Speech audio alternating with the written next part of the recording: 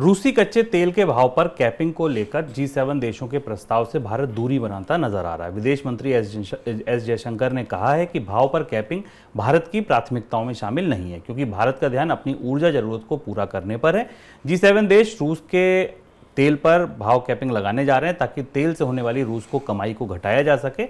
उधर कच्चे तेल के भाव में उतार चढ़ाव का सिलसिला जारी है। बुधवार को ब्रेंट का भाव 9 महीने के निचले स्तर से रिकवर होकर फिर से $89 के करीब पहुंच गया। अभी फिलहाल भाव $88 के करीब है। सर, कब तक आ सकती है ये कैपिंग, क्या लग रहा है आपको? यूरोपीय देशों को नवंबर के महीने में, बल्कि अक्टूबर के महीने से इस प्रक्रिया पर आगे बढ़ना है। अब अमेरिका और यूरोप के बीच इस मामले पर चर्चा चल रही है। रूस ने अपनी तरफ से इसका विरोध भी किया है। रूस के साथ खड़े देशों ने भी इससे सहमति नहीं जताई है।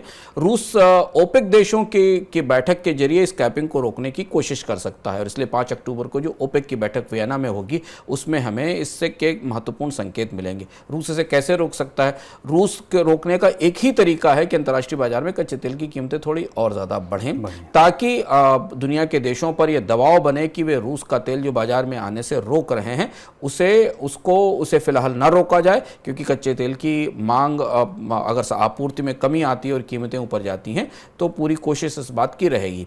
हालांकि यूरोप की अर्थव्यवस्थाओं की दृष्टि से देखें तो यूरोप की अर्थव्यवस्थाएं मंदी की तरफ खिसक रही हैं। उन्होंने अपने लिए एनर्जी के इंतजाम कर भी लिए हैं।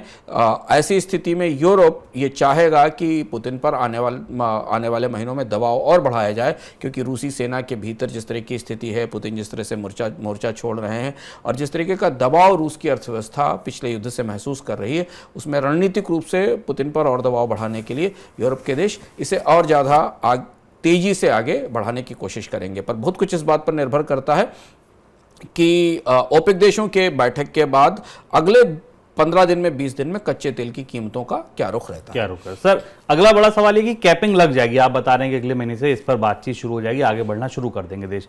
क्या इसके बाद भी भारत को सस्ता तेल मिलता रहेगा? ये कहना मुश्किल है। हालांकि भारत ने हाल फिलहाल में हम 1 महीने में रूस से सस्ते कच्चे तेल के आयात में कमी की है, और अब वापस जो मुख्य मिडिल ईस्ट के सप्लायर हैं उनकी तरफ भारत बढ़ चुका है और वहाँ से ज़्यादा तेल का आयात हो रहा है। इस बार तेल को कैपिंग के बाद तेल खरीदना भारत के लिए थोड़ी दुविधाजनक स्थिति, और इसीलिए शायद भारत ने आधिकारिक रूप से भी ये बात कही है कि वो तेल की पर कैपिंग करने के पक्ष में नहीं। उसकी वजह ये कि इस बार रूस पर पूरी तरह प्रतिबंध लगाने की तैयारी हो रही है, और प्रतिबंध लगेगा शिपिंग कंपनियों और बीमा कंपनियों के जरिए जो शिपिंग को फिनांस करती हैं।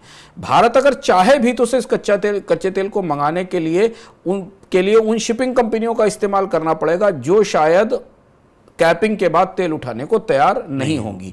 इसलिए, और या वो कच्चे तेल की कैपिंग के ऊपर जाने वाली कीमत पर तेल की आपूर्ति नहीं करेंगी, और इसलिए शायद भारत ने अपनी स्ट्रेटजी भी पिछले 1 महीने में बदली है और तेल के जो अपने पुराने सप्लायर हैं उनकी तरफ देखना शुरू किया है, तेल को लेकर और गैस को लेकर भी।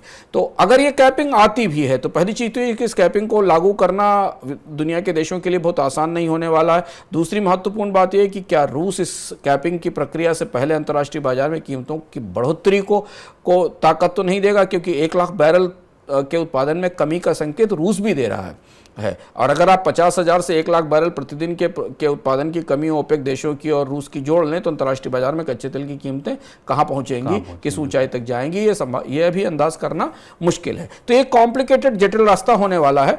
भारत ने अपने विकल्प दूसरे देशों से आयात के भी खुले रखे हैं, लेकिन ये पहली बार हो रहा है जब किसी देश को एक निर्धारित मात्रा में निर्धारित कीमत पर ही चीज़ बेचने के लिए बाध्य किया जा रहा है, सामान बेचने के लिए बाध्य किया जा रहा है। ये कैसे लागू होगा, इस पर हमारी भी और पूरी दुनिया की निगाहें हैं।